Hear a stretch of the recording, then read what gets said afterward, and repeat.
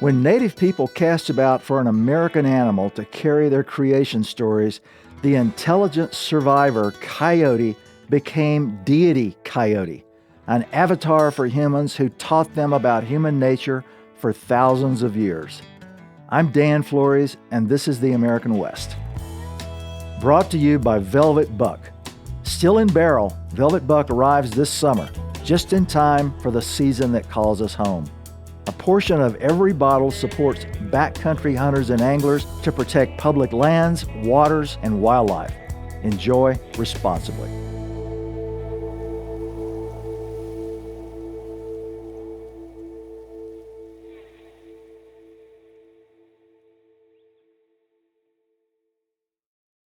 Old Man America.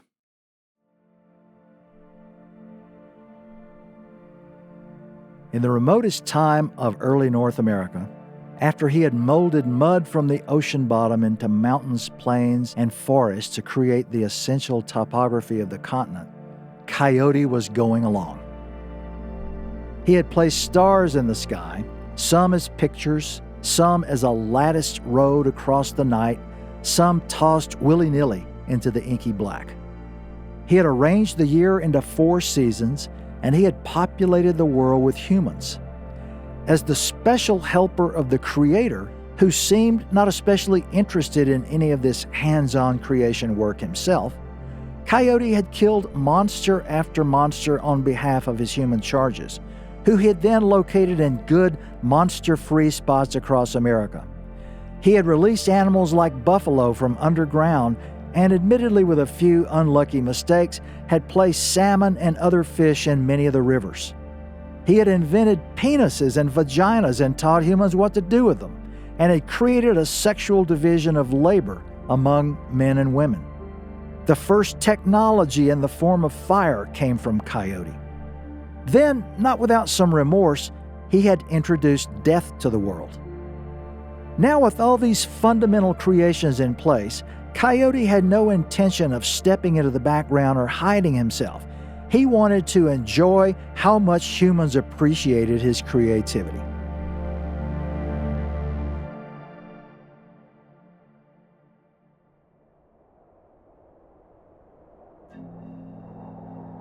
One morning, Coyote was going along and spotted a handsome young warrior who told Coyote he was embarking on a journey of war against his enemies.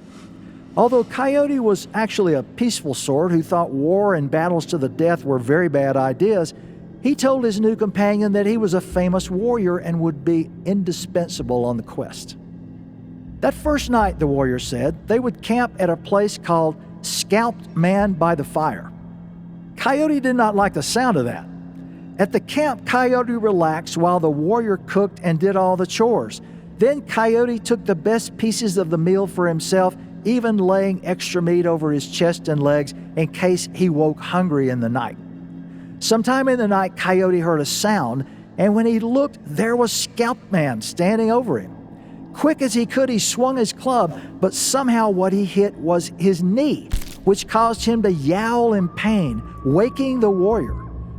"I have taken care of Scalped Man," Coyote told him, and they went back to sleep.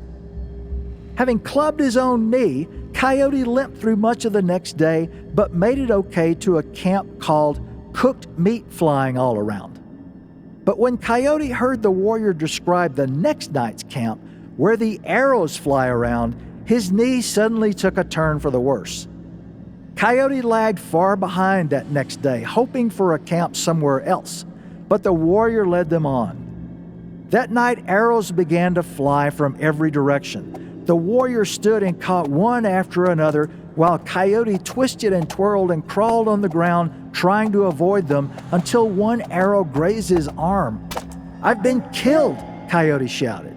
But when the warrior pulled him to his feet and he found himself still alive, Coyote asserted that actually his hurt knee had caused him to fall asleep and he had been dreaming. The next night, their camp was at a place called Where the Women Visit the Men. This place sounded like an excellent camp to Coyote. His knee improved so remarkably that day that he got far ahead on their march. That night, a woman did come to Coyote, but in the darkness he believed her to be old. Hoping much younger women would arrive, he sent her away, only to see in the firelight as she turned away that in fact she was young and very beautiful. Coyote cried out for her to return, telling her it had been some spirit who had told her to leave, but she vanished into the night. The camp following this one was called War Clubs Flying Around. All that day, Coyote's knee hurt so much that he was barely able to arrive at the spot. Sure enough, that night clubs twirled at them from every direction. The warrior caught two, one for each of them, but Coyote dodged and weaved so much that a club finally beamed him. When he came to, Coyote told the warrior that in his boredom he had actually just fallen asleep. That's why he had been lying so flat and still. Then the warrior told Coyote that their next camp was to be at a place called Vaginas Flying Around. Coyote's knee at once felt entirely well, and he was ready to depart then and there. He pleaded for more details, but the warrior fell asleep. Coyote sat by the fire all night thinking of vaginas and how many he might be able to carry with him. His knee now stronger than it had ever been in his life, Coyote left early and ranged far ahead the next day.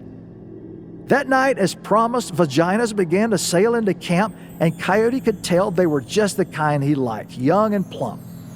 For most of the night, juicy vaginas whizzed maddeningly out of reach, with Coyote flailing and chasing and panting until he was near collapse. Finally, near dawn, Coyote caught one, but exhausted as he was, when he finally pinned it and mounted it, Coyote's organ resolutely refused to rise to the occasion. The next night was their final camp, and the warrior told Coyote this one was called Where the Enemy Attacks. Without delay, Coyote's knee began to throb, and all day long he hung back on the trail crying piteously. And sure enough, when the next morning came, enemies attacked from all sides.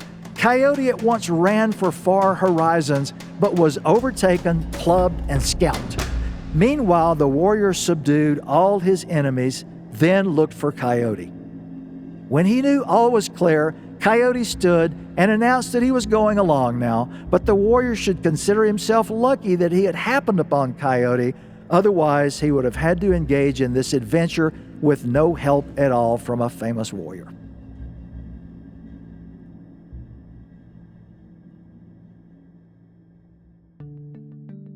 Stories about Coyote, often called Old Man Coyote, and rarely, although they are present in the canon, stories about Old Woman Coyote, are the oldest preserved human stories from North America.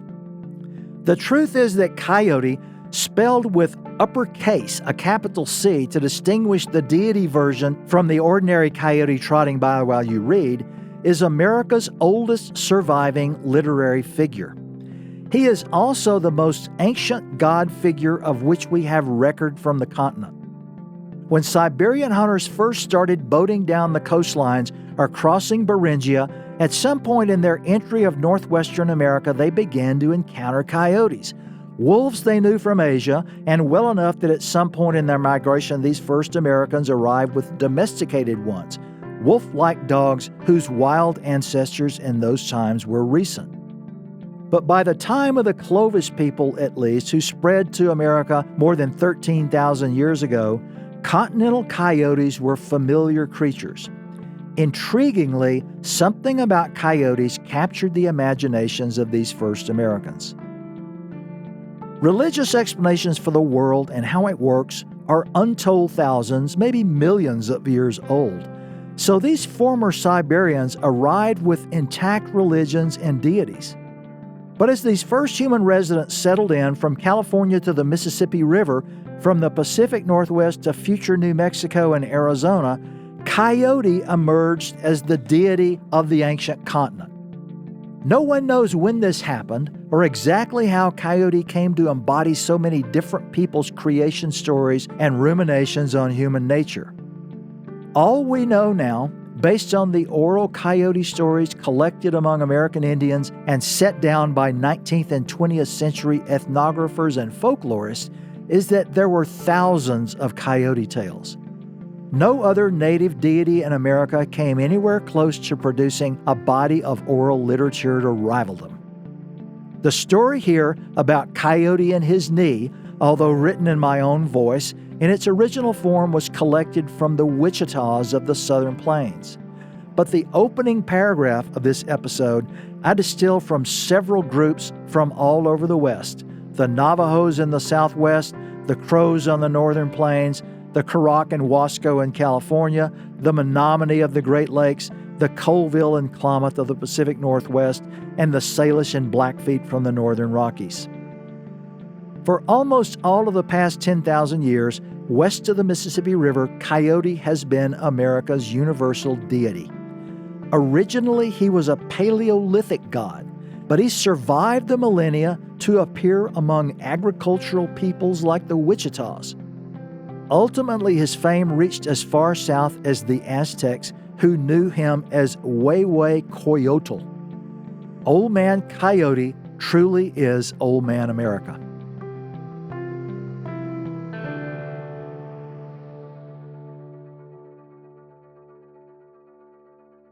The history of coyotes and the history of humans has many parallels, but one difference between us is that across our own evolutionary history, we humans have created thousands of philosophies of meaning we call religions, while coyotes, so far as we can tell, embrace no religious tradition beyond life, the sacredness of existence. Insofar as we go, our oldest forms of religious explanations featured animals as deities, a type of religion called animism that was fashioned by humans living their lives as hunters or hunter-gatherers. What we might call Coyoteism is certainly a Paleolithic religion. The famed psychologist Carl Jung is only one of hundreds, from scientists to poets, who have found Coyote enduringly fascinating, in part because of how fundamental he is in human thought. In Jung's view, the character of Coyote is a faithful copy of an absolutely undifferentiated human consciousness, a forerunner of the Savior, and like him, God, man, and animal at once. He is both subhuman and superhuman, a bestial and divine being. The Western religious traditions of Judaism, Islam, and Christianity sprang from later periods of human history following our domestication of plants and animals, what anthropologists call the Neolithic Revolution. Early Neolithic religions could feature animals, particularly the sacred bull, as deities, but over time, herding and agricultural cultures gradually replaced animal gods, along with gods of special places on the landscape, another feature of animism, with deities that assumed human form. The Greek gods who are so foundational in Western cultures are classical examples of this evolution. 4,000 years ago, the Greeks replaced animal and plant deities with gods and goddesses in human form. Artemis, who became a mistress of the animals as a goddess of the hunt, and Demeter, who evolved into a human-form goddess of wheat and crops. One of the most intriguing questions about Coyote is simply this: why did the ancient settlers of North America pick this particular animal as their deity? 10,000 years and more in the past, the first Americans would have had many scores of animal candidates for their deity figures. Charismatic creatures like mammoths, or dire wolves, or saber-toothed cats might seem to us more likely choices. And in the early stages of human settlement, perhaps they had been gods. My own speculation is that as the Wisconsin Ice Age gave way to a rapidly warming world, joined at the same time by the Great Simplification event known as the Pleistocene extinctions, which took all three of my suggested species and many others, the wild coyotes around Indian peoples of the time fascinated them as creatures endowed with special abilities. I suspect that it was the coyote's self-evident ability to survive those profound changes when the big charismatic species could not that attracted human attention. There probably was also an easy identification with the social lives of predatory wild coyotes that made them feel familiar to human hunters. In his book Pueblo Gods and Myths, Anthropologist Hamilton Tyler writes that the ability of an animal to become a god is in part due to his symbolic potential, which is to say, the number of ideas he can stand for. A god, even the simplest god, is based upon a certain amount of abstraction in the human mind. Another anthropologist, Lewis Hyde, believes that coyote stories point to coyotes to teach about the mind. The stories themselves look to predator-prey relationships for the birth of cunning. Hyde goes on, one reason native observers may have chosen coyote is that the former in fact does exhibit a great plasticity of behavior and is therefore a consummate survivor in a shifting world. Especially before our lives in cities, which obscured our deep dependency on nature and diverted our powers of observation, we humans were profound observers of the natural world. These early Americans would not have failed to notice one other characteristic of wild coyotes in a dangerous and changing world: that the secret of their uncanny ability to survive everything nature threw at them lay in a remarkable intelligence. The kind of trickster figures that Hyde mentions make up a very old human religious figure, found in many animistic religions around the world in the form of many creatures: hares, spiders, blue jays, ravens, even human figures like the Norse trickster Loki. But here in America, the coyote took up the mantle of a god who lived by his wits. Having a smart god, after all, was crucial to survival, also to our understanding of human nature and the animal within. In early American mythology, Coyote is almost never the ultimate cause god. More often, as in the Coyote stories from people like the Salish and the Nez Perce, he's an immortal helper deity, semi-divine and present and engaged in earthly life. Most often in the stories, Coyote inhabits the world before humankind. Sometimes his initial form is human, which he gives up for his coyote body once humans are present. In stories that are set following the creation, however, Coyote is commonly a kind of an anthropomorphic animal, a coyote man. He preserves a tail and a sharp muzzle and erect ears, but he stands and walks upright, has a wife and a family, and is capable of shape-shifting into a form so human-like that often the other characters in a story only suspect by his behavior that they are dealing with Coyote himself. It does not take very much time or analytical effort with the Coyote tales to draw a conclusion about who Coyote really is, and that realization is what makes him so intriguing as a god. Coyote is the god within. His mythical function in the beginning is creation. Coyote takes the basic structure of the world as set in motion by the Creator, then improves on it and gives it the natural laws that make it work. That done, his larger purpose in the many oral stories about him is to reveal human nature more clearly. And rather than a perfect deity, Jung's savior figure, a Jesus who teaches a codified morality and is set up as a role model for humans, Coyote personifies the full suite of humanity's traits, good and bad. As a character, Coyote is the full Monty. He's at once admirable, inspirational, imaginative, energetic, a whirlwind biophysical force with a large capacity for taking sensuous pleasure in life. But he's also selfish, vain, deceitful, and quite often envious, lustful, and ridiculous, possessed of an overconfidence that gets him into endless fixes. Coyote's major flaw, resulting from a combination of all of his human traits, is that he finds cause, sometimes admirably, sometimes laughably, never to be quite satisfied with the world. And because he is invariably unable to predict consequences with any accuracy, his tinkering with the world can produce disaster, especially, and this is a major theme in so many of the stories, for Coyote himself. Coyote is almost universally referred to as a trickster, but after reading many scores of native coyote stories, I've begun to think we've been missing the point. While there are certainly stories that feature tricks, the foolie is actually just a means to an end. Again and again, the point is not the trick. The point is why the trick works. And invariably the reason is a result of the foibles of human nature. These stories survive for thousands of years because they're such penetrating exposés of the human condition. Coyote was at his best when he taught lessons, almost always uncomfortable or funny ones, about human behavior and motives.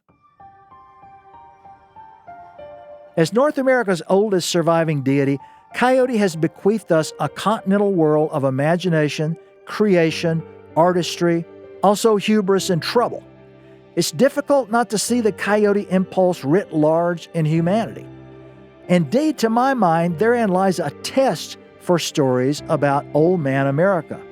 Given what we now know about ourselves, using the modern tools of evolutionary psychology and neuroscience, looking at these ancient stories with 21st century insight, what can we say about how accurately they show that people living thousands of years ago understood as well as we do today exactly who we humans are?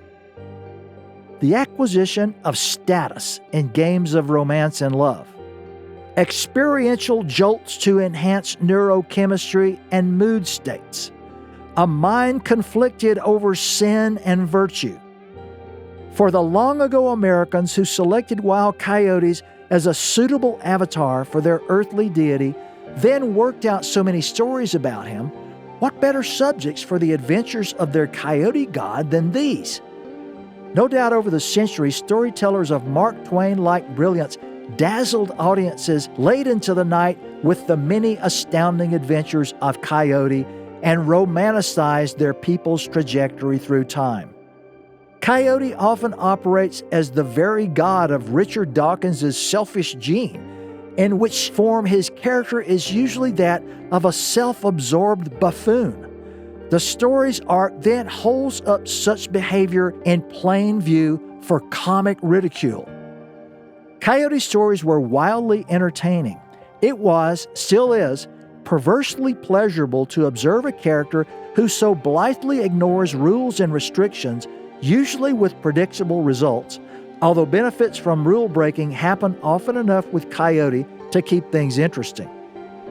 But a moral code? It's rarely there.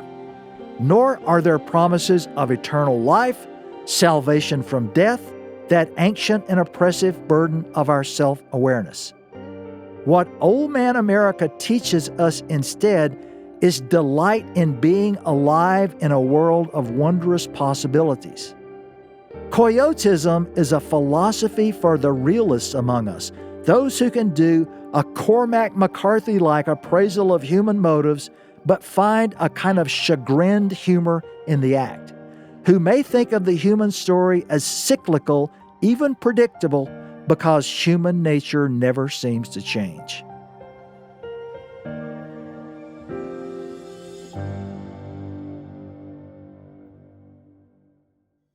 These ancient stories from across Western America lay death for all of us directly on Coyote's doorstep. In story after story, it is Coyote who decreed, for two admittedly rather admirable reasons, that all human beings would have to die. If humans never died, Coyote reasoned, this explanation is a part of stories from both the Llanos of California and the Navajos of the Southwest, overpopulation and the destruction of the earth would be the result. Hence, the initial reason Coyote invented death was actually an environmental one. The Llanos said it was Coyote who made it law that humans would have to die to create space for the generations down the timeline. Coyote also rationalized death for a second reason, this time as a great teacher about life. Well, you know, if you die, then you really have to take life seriously. You have to think about things more. Coyote himself was immortal, but when death visited him directly, he had some serious second thoughts about what a good idea death was. One of the most poignant of all Coyote stories is a Nez Perce account called Coyote and the Shadow People. It's something close to a North American version of the Greek myth of Orpheus and his wife Eurydice. I tell it here, rewritten in my own voice from the original ethnographic account.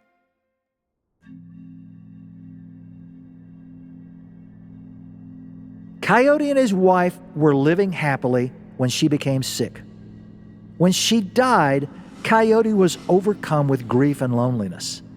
Others had died, but this was different. So when Death's spirit came to him and offered to take him to the place where his wife had gone, Coyote was filled with hope. "But I tell you," said Death's spirit, "you must do everything exactly as I say. Not once are you to disregard my commands and do something else."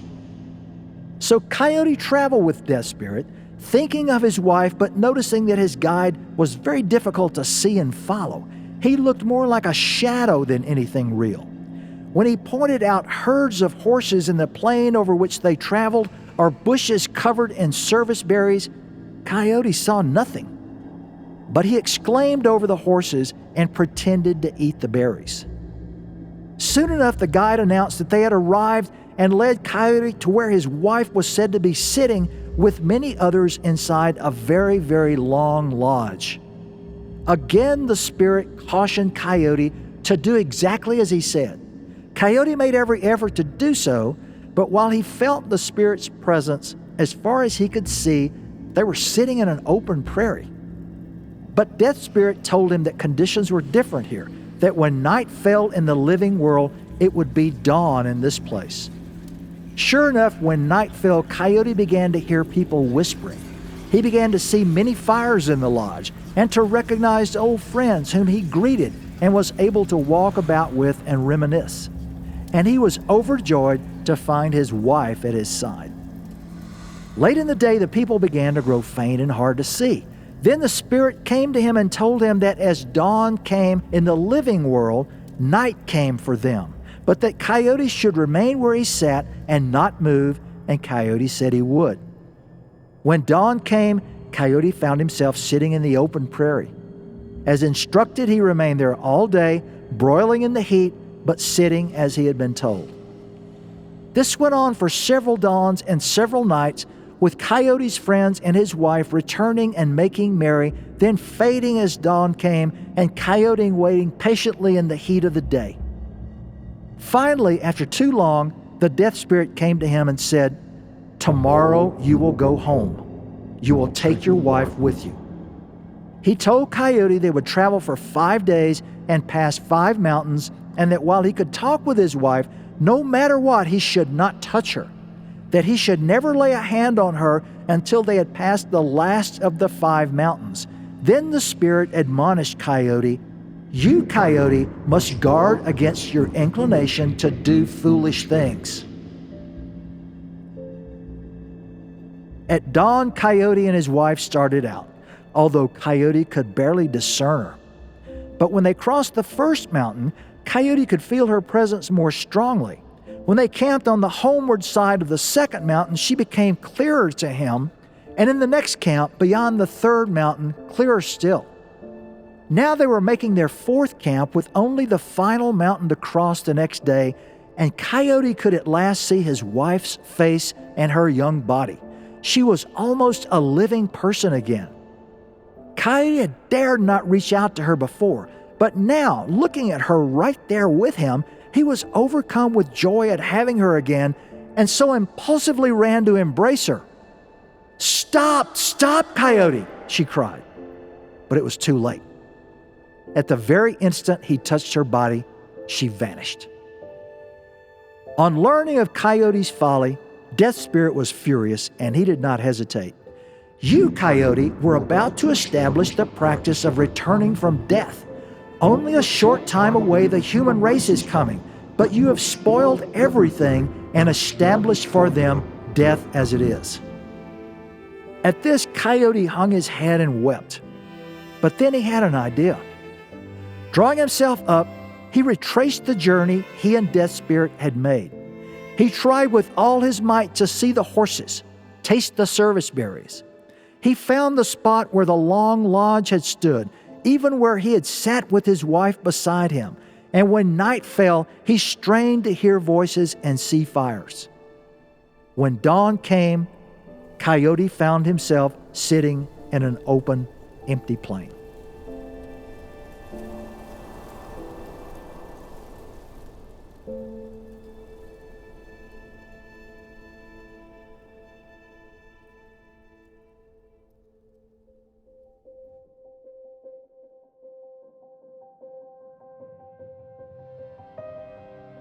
Gods come and go, but old man America was too useful a deity to abandon. One example of the native sense of coyote power famously occurred among the Navajos during the greatest misfortune that ever befell them. Hunters, herders, and raiders from the north who had arrived in four corners of the Southwest some 600 years ago, the Navajos found themselves at war with U.S. troops during most of the 1850s and early 1860s. Distracted by the Civil War, in a fit of exasperation at the success of Navajo raids, the Army sent Taos mountain man and scout Kit Carson in command of a contingent of troops into Navajo country in 1863, where Carson's men conducted a horrific scorched earth campaign against them. By 1864, some 8,000 Navajos had surrendered to the Frontier Army, only to find themselves condemned to an incarceration in eastern New Mexico, 300 miles from home. Their long walk to the Bosque Redondo prison camp and 4 years of being held there under constant guard is one of the most painful memories of Navajo history. But Navajos also remember how this episode ended.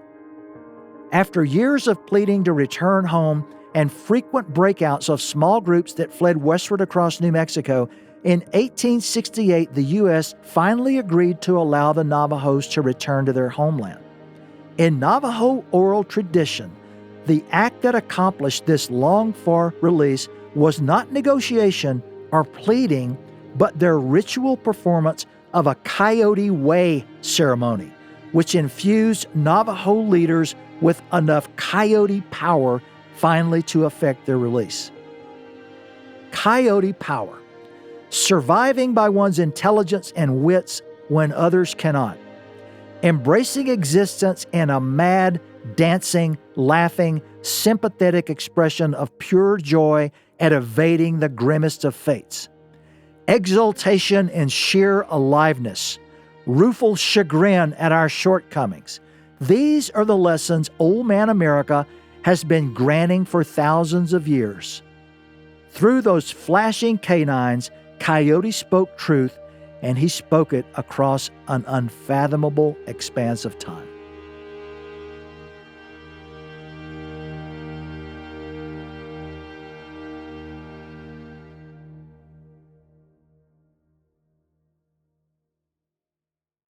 In your podcast, you talked about this idea that someone was the first, some person was the first to be like, hey, look, a coyote. Yeah. Or coyote, right? That's the thing I never thought about with that animal. That's the thing I've wondered about a lot is if you accept this leading theory that the humans that came to North America and South America passed through this kind of Arctic bottleneck, filter. right? Yeah. And they were Arctic people that were living north of snakes, okay, for instance, for generations. I mean, all idea of snakes probably was gone. You know what I mean? It was like probably erased. Maybe there's some narrative or story that still had it in mythology, like probably like by and large, it was not a part of discussions. And then people start picking their way down the continent. And there's a first, not like a people, like if you got into it, there would be like a person. Yeah. A person was the first to say, look at that. Yeah, what is that? It's like a rattlesnake. Do you know what I mean? Like picture it, right? You don't think about the fact that someone, that they were going like, look, never seen one of those before. Yeah, it's true. It's just so hard. It happens so much, right? It happened hundreds of times over again, but it's so hard to picture what that would have been like. I know, and it's a fascinating thing to imagine. I will say I've read an account one time by it was an anthropologist who was arguing that we, as humans, because most primates do have an aversion to snakes, that we may, even coming down through an Arctic filter like that, and having been not around snakes for, who knows, 15,000 years or 20,000 or whatever, that we would have had a genetic memory of a snake being alarming. And one of his arguments about that was that he said, notice how easy it is to teach a child not to reach out and touch a snake or a spider, but it's hard to teach them not to walk across the street in front of traffic or to not stick their hands in an outlet. Yeah. But they get the whole spider and snake thing really fast. Yeah. No, it's a great point. And that's why it would be so good to have footage of this first snake encounter. Don't you think? To see if he just tried to jump on it and grab it to bring it home to show everybody, or if he thought like, yeah. Something about that thing. I don't know what it is, but I don't like it. I think that may be the reaction. Something about it, huh? Yeah, I don't like that slithering thing. You don't need to get too many pages into the Bible and there's a snake. Oh, yeah. Right? Yeah, that's exactly right. And he's not a good guy. No, that's true. But yes, so somebody did see, as you have set us up for, somebody did see a coyote for the first time. And, the thing that I was fascinated by when I sat down to work on this podcast, and this one comes out of my book, Coyote America. When I was working on that book, I was confronted with writing this chapter about this animal that I knew was one of the most significant deities in North American history, the oldest deity of which we have, the oldest literary figure actually of which we have any kind of knowledge is Coyote with a capital C, this little canid that so many native people made into a kind of a deity or a semi-deity at least. And what I was confronted with was about 125 years or so ago, ethnographers interviewing native people and collecting their stories, their creation stories, and whatever stories they could, and then followed by a whole group of folklorists who came along 100 years ago and were doing the same thing with native people. They collected thousands of coyote stories. Every group you talk to seemed to have 20 or 50 or 70 or 100 coyote stories. And so I was trying to make sense of all of that. And once again, kind of realizing, all right, a chapter in a book, okay, it can be maybe 25 pages long here. And I've got hundreds of these things. So I can't do, just kind of a listing of every one of them and some kind of summary. I have to try to figure out what they were all about, what they meant. And the ready example that seemed to be out there in the existing literature was that Coyote was one of these trickster figures that we have around the world. Loki among the Norse, for example. I mean, most cultures have some record of a trickster figure. But as I kept reading these things, I kind of decided, and I don't know if anybody else believes me on this, but what I decided about this was that we had actually kind of missed the point in talking about Coyote as a trickster, because him being a trickster was not really the point of what these stories were all about. What these stories are all about is why the trick works on whoever it is who's being tricked. Yeah. And the reason the trick works, and this is what kind of gave me the insight into the sort of stories I ended up telling in that chapter, is that the reason the trick works is because of human nature, because of our own foibles and our ability to fall for things because we are gluttonous or we're jealous or, we're narcissistic or whatever.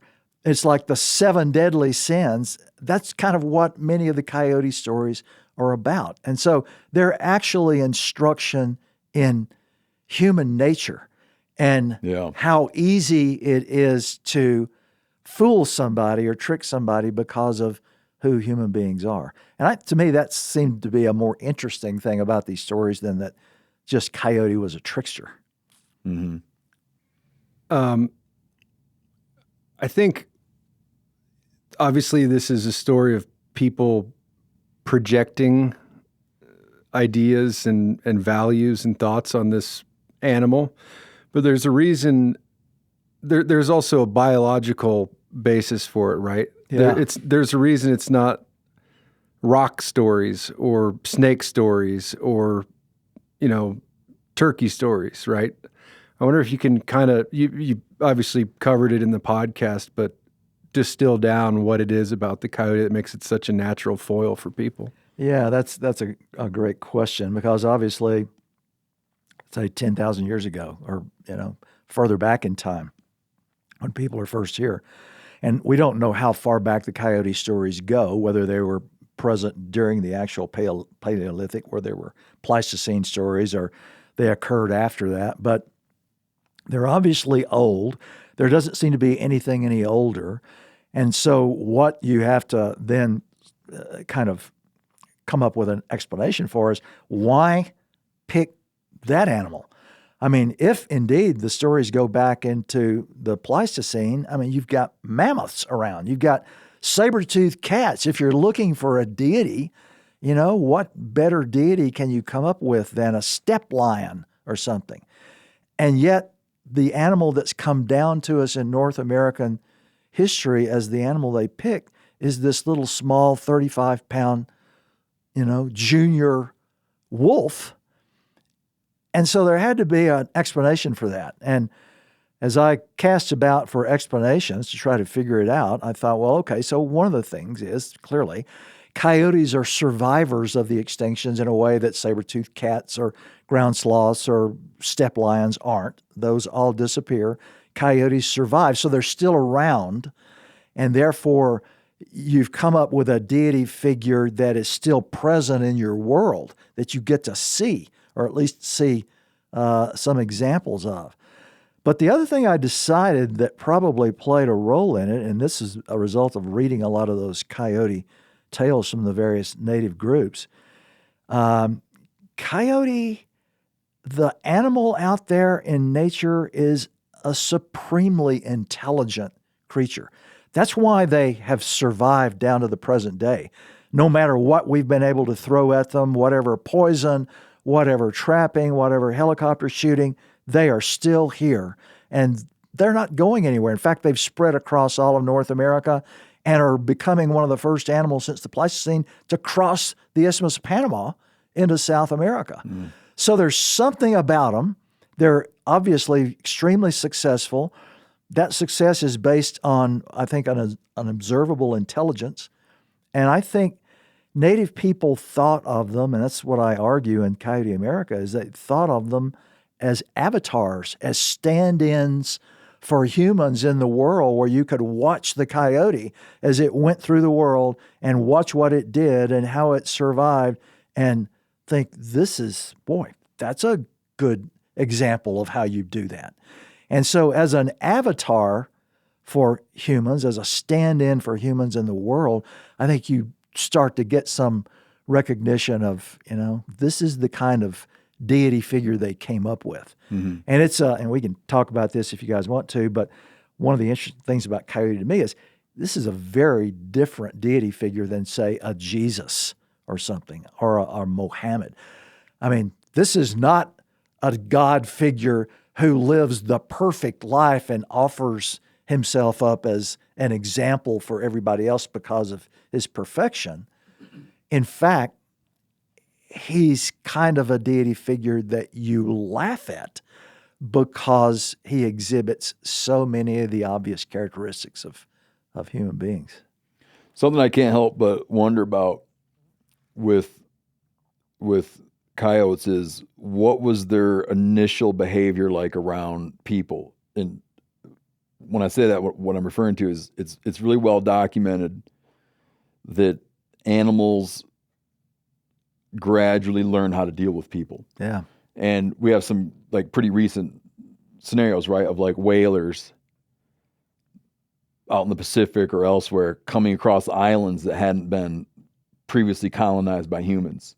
And like, you can just walk up and pick things up. Birds are landing on you. They have no idea what you are, right? That's exactly right. Yeah. Biological first contact. Yeah, it helps you kind of explain, well, how were Clovis hunters, how are they able to kill a mammoth with a spear? And it might have been that they would walk up and jab it in the heart.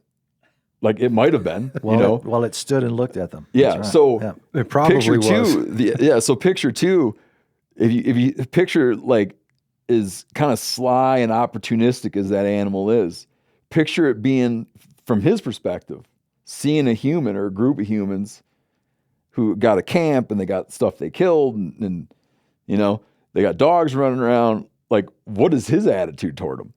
And it might have been that they might have been just one of the most they could have been one of the more fascinating things to engage with as they kind of tried to figure out what this new thing is. I think you're probably right in every bit of that, Stephen, because I think, for one thing, I think coyotes would have regarded the arrival of humans as this is a whole new opportunity. I mean, we could hardly have imagined how great this might be. And that, of course, was true for coyotes up until about 100 years ago or so. But I think one of the reasons that coyotes have always hung around humans, and I mean, when I was doing the work on this book, I was looking at archaeological investigations of, say, Chaco and places like that, and there's evidence of coyotes in the city itself. So that made me think, and of course, in Mexico City, where the name comes from, Coyote is from the original Nahuatl language of the Aztecs. That's where that comes from? Yeah, it comes from the Nahuatl language. And you told me this before, but I forgot. Yeah, it's Coyotl is how it's spelled in the language, but the L is silent, and so it would be pronounced Coyote, sort of the way, many of us, you obviously pronounce it with just two syllables. I'm sort of more out of the cartoon phase of Roadrunner and Wiley. Coyote. Yeah, Wiley. So I do three syllables, but it was an animal that was, there are suburbs of Mexico City named after coyotes. So I think it was an animal that was very present around human camps and villages. And of course, one of the reasons it's an urban animal today, coyotes have entered cities all over the United States, in large part because everywhere humans are, we generate a lot of rats and mice, and that's one of their favorite prey. And so the presence of humans means, wow, we're going to have an abundance of the goodies that we like to go for. So yeah, I think they were probably from very early on in the relationship, humans and coyotes were interacting, and that could be one of the reasons why, of course, that they decided, well, wow, these guys, they can function as a figure that tells us a lot about ourselves. Yeah. Of course, you're writing about and talking about the animals that these cultures talked about, because there's something there. Yeah. Do you ever wonder? Take the opossum or anything, right? Let's take the opossum. There has to have been like a understanding of it. There's an understanding of it as it produces an oil, right? It's really soft fur. Yeah. The leather's very poor quality. Like, there's probably like that functional understanding of it. Kind of. But do you know what I mean? Like you find all these dozens and dozens of stories about myths and creation stories and things about coyotes. Then you have all these religious cults built around bears, right? All the imagery and religious understanding about buffalo. Were there some things does it seem like there were some animals were just kind of there? Like, was the opossum just kind of there? Or did it have a spiritual role? Well, I have not actually encountered a spiritual possum in any of my reading. No, me neither. They just don't get their due. No, they don't get their due. It's noteworthy. He can hang from his tail. He can hang from his tail. He can certainly do things. And, Native people were obviously, they were really close observers of all this kind of natural history. And so they had a tremendous amount of information. Oh, I'm sure. About Because it was, for one thing, I mean, you have generation after generation handing down stories, but it's part of the entertainment that you engage in the world when you're living in a natural kind of setting and engaging the world as a hunter-gatherer or a early agriculturalist or something. You're observing things, probably in a way that we don't really do as a result of the way we live in the 21st century. So I think they knew a hell of a lot about a lot of animals, but I've noted, and I talk about in one of the chapters, I think it was, or one of the podcasts, I think it was the last one, I talked about Joseph Epps Brown's interviews with Lakota elders in the 1930s, and he got to interview, he was a scholar of religion who taught at the University of Montana, in fact, and he got to interview some of the people who had been present, still alive as young kids on the buffalo hunting plains. And by the 1930s, they were in their late 80s and 90s, but they still remembered a lot, and they knew a lot about the prior to reservation life period. And Brown quizzed them about the animals that had power. And the animals that they indicated were the ones not like possums, but they were animals like, so bears had particular power over the underground because, of course, they hibernate in the winter. Eagles have particular power in the air. Bison are associated with the winds. And one of the things that Joseph Epps Brown discovered from these interviews is that the Lakota idea was that all of those creatures, bears, eagles, bison, along with dragonflies, shared a special power that they called Umi or Yum, which was whirlwind power. They all had the ability, and this was a highly sought after power by native people because, for one thing, if you engage whirlwind power, it made you difficult to evidently kill in a battle, but it also was a kind of a special power that controlled the winds. And bison especially were associated with winds because they knew that when the wind began to blow from the south, bison herds would start to appear. When the wind blew from the north, and of course what they were describing were the big annual migrations where you start getting northers and the bison herds start migrating south onto the plains. When the wind blows from the north, the bison are absent when it comes from the south. And so all of those kind of features were associated with animals, I think, that we would think of as charismatic in some way. Sure. Yeah. And probably not, I haven't seen anything that he's had to say about possums, but I spent a little bit of time with a Amerindian group in South America, the Chamane, and I was out with them hunting one time, and they were very eager to get a howler monkey. And they get a howler monkey, and they had a handful of other things they ate that are just not part of our food repertoire. And one night we're out, and there's a possum. This is in Bolivia. There's a possum on a tree. And I'm thinking to myself, man, that possum is in bad shape. If these guys like monkeys, they're going to love that possum. And he just went right walked by right him. by it. It's just, I was like, wow, that's not how that Maybe there expected. is something about the possum. Yeah, well, Just wasn't even worth commenting on. yeah, well, maybe that was a special power that made the possum invisible. I don't know.